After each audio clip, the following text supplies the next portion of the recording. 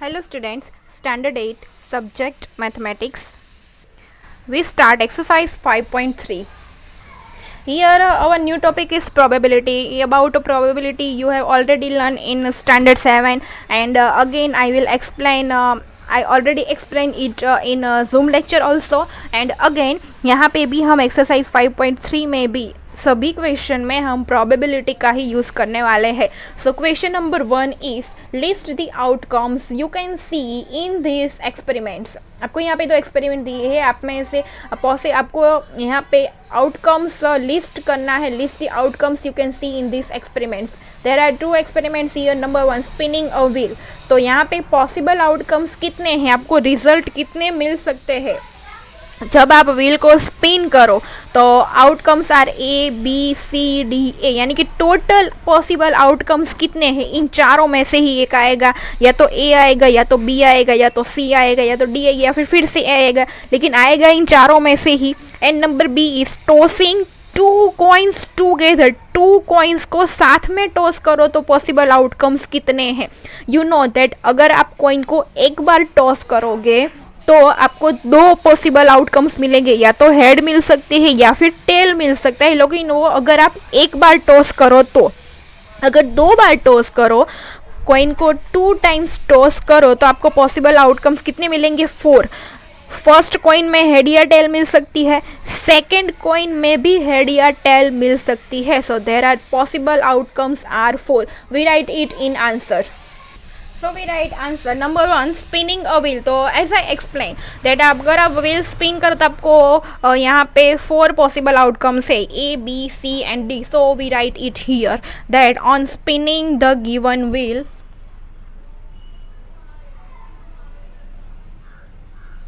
on spinning the given wheel,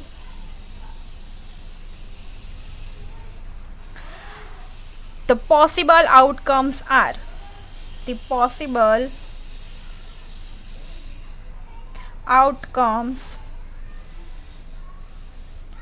are कौन कौन से हो गए, A B C and D. इन चारों में से ही आपको एक रिजल्ट मिल सकता है जब आप व्हील को स्पिन करो. So on spinning the given wheel the possible outcomes are A B C D. Then second question is tossing 2 coins together. So if you toss 2 coins together, then the answer is by tossing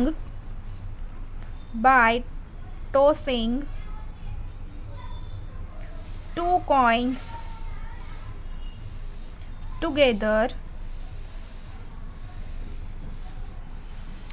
the possible outcomes are, the possible outcomes are. जब भी आप 2 coins को साथ में toss करो, possible outcomes are, या तो आपको फर्स्ट कॉइन पे हेड मिल सकती है, सेकंड कॉइन पे टेल मिल सकता है. So H T, H means head, T for tail. या फिर आपको फर्स्ट कॉइन पे टेल मिल सकती है, सेकंड कॉइन पे हेड मिल सकता है. So T H. Third possibilities आपको दोनों कॉइन पे हेड मिल सकता है. So H H. And fourth possibilities आपको दोनों कॉइन पे टेल मिल सकता है. So T T. So where H and T represents, as I say that H represent head and T represent tail of the coins. Okay. So जब भी आप coin को 2 कॉइन को साथ में टॉस करो तो आपको इतनी पॉसिबिलिटी मिल सकती है, H T, T H, H H, T T. Next is question number 2. When a die is thrown, list the outcomes of an event of getting number 1 a prime number, number b not a prime number. आपको या तो जब भी आप die throw करो, die means आप जो snack ladder play करने के टाइम जिस डाई का यूज़ करते हो जिसमें 1 2 3 4 5 6 नंबर तक लिखा होता है, तो आपको डाई पे प्राइम नंबर मिले and not a prime number ना मिले, उसकी आउटकम्स आपको लिखनी है। देन नंबर ग्रेटर देन 5 से ज़्यादा मिले and number not greater than 5 से ज़्यादा ना मिले, उसकी आपको यहाँ पे पॉसिबिलिटी लिखनी है। So we start. Answer number 2, when a die is thrown, the possible outcomes are 1 2 3 4 5 and 6। इन 6 में से आपको कोई भी आउटकम्स मिलना पॉसिबल है। नंबर 1, आप नंबर ए प्राइम नंबर, आपको प्राइम नंबर मिले, उसकी पॉसिबिलिटी क्या है? सो आउट ऑफ दिस आउटकम्स, इनमें से 2 3 and 5, 2 3 and 5 are prime numbers, so hence these are the outcomes of an event of getting a prime number on the face of a dice। इन तीनों में से आपको कोई ऑब्जर्वेशन मिले, या तो 2 मिले, या तो 3 मिले, या फिर 5 मिले, you can say that you get a prime number. Number B, not a prime number. So out of these outcomes, 1 4 6 are not prime numbers, so hence these are the outcomes of an event of not getting a prime number on the face of a dice। आपको dice के face पे prime number ना मिले तो आपको कौन से outcomes मिलने वाले हैं? 1 4 and 6। अगर इन तीनों में से कोई आउटकम्स आपको मिले डाइस के फेस पे, so you can say that you did not get a prime number. या तो 1 मिलना चाहिए, या तो 4 मिलना चाहिए, या तो 6 मिलना चाहिए, ये तीनों प्राइम नंबर नहीं है। Next is number 2 A, number greater than 5। आपको डाइस थ्रो करने के टाइम 5 से ज़्यादा नंबर मिले, 5 से ज़्यादा एक ही नंबर मिल सकता है, 6। So out of this outcomes a number greater than 5 is possible when 6 comes on the face of the dice. अगर डाइस के फेस पे अगर आपको 6 मिले, then you can say that you get a number greater than 5। B number, a number not greater than 5। 5 से ज़्यादा ना मिले तो आपको कौन कौन से मिल सकते हैं? 5 से ज़्यादा नहीं मिलना चाहिए, लेकिन 5 तो आपको मिल सकता है। That means not greater than 5 में 5 भी इंक्लूड होगा, या तो 1 मिलेगा, या तो 2, या तो 3, या 4, या 5। सो out of this outcomes a number not greater than 5 is possible when the number on the face of dice in any one of the outcomes 1 2 3 4 or 5। Question number 3, find the A probability of the pointer stopping on D in question number 1A। Question number 1 में जो A है, अगर pointer D पर ही stop हो उसकी probability क्या है? ये देखो यहाँ पे ये पॉइंटर है, ये पॉइंटर अभी B पे स्टॉप हुआ है, पॉइंटर D पर ही स्टॉप हो उसकी प्रोबेबिलिटी क्या है? Probability of getting N S from a well shuffled deck of 52 playing cards. Playing cards total 52 होते हैं, उसमें 52 प्लेइंग कार्ड में से आपको प्रोबेबिलिटी फाइंड करनी है of getting an ace from a well shuffle deck of 52 playing cards and probability of getting a red apple. See figure below. यहाँ पे आपको रेड एप्पल ही मिले, उसकी प्रोबेबिलिटी क्या है? First you to know that how many apple are there? 1 2 3 4 5 6 7। there are total 7 apples and red apples are 1 2 3 4, total 4 red apples। so we write answer one by one। so answer number 3, your first question is probability of the pointer stopping on D in question number 1। equation number 1 में आपको total 5 observation दिए हैं, A B C and D। उसमें से pointers D पे ही stop हो उसकी probability आपको लिखनी है। So the pointer can stop at one of the following regions, A B C and D। Pointer इन 5 में से किसी पे भी स्टॉप हो सकता है। So there are total 5 possibilities, 1 2 3 4 5।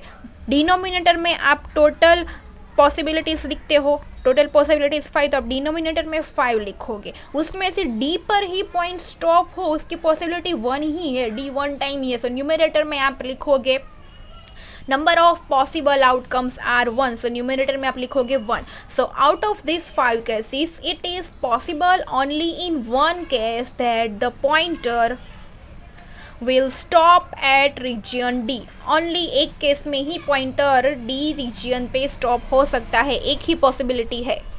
So probability that the pointer will stop at region D is equal to 1/5। Denominator में आप टोटल नंबर ऑफ पॉसिबिलिटी लिखते हो वो 5 है, एंड न्यूमिनेटर में आप पॉसिबिलिटी जितनी है डी आने की कितनी पॉसिबिलिटी है वो आप लिखोगे। आपको जो क्वेश्चन पूछा है वो क्वेश्चन में सपोज कि आपको पूछा है कि चलो ए कितनी टाइम आएगा, तो ए आने की पॉसिबिलिटी टोटल 2 है, so you right 2/5। But D आने की पॉसिबिलिटी 1 टाइम ही है, तो आप न्यूमिनेटर में 1 ही लिखोगे।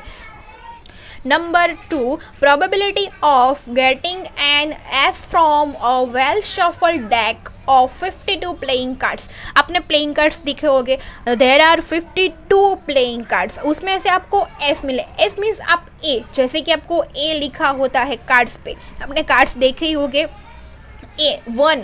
वन आप जिसे काउंट करते हो कार्ड्स खेलने के टाइम, जिसमें आपको ए लिखा होता है, जिसको आप इक्का बोलते हो वो, तो उसके आने की probability. So there are 52 cards in a deck of cards and there are 4 cards in one deck of card. One deck of card में टोटल कितने 4 होते हैं? 4। इक्का जिसको आप बोलते हैं, जिसके ऊपर ए लिखा होता है, वो कितने होते हैं? 4। So there are 4 cards in one deck of cards. So probability of getting an ace card is equal to total possible outcome से 52, टोटल 52 कार्ड्स है, उनमें से सिर्फ आपको एस ही मिले, एस के कार्ड होते हैं 4, तो 4 कार्ड ही मिल सकते हैं। So possibility of getting S is only 4।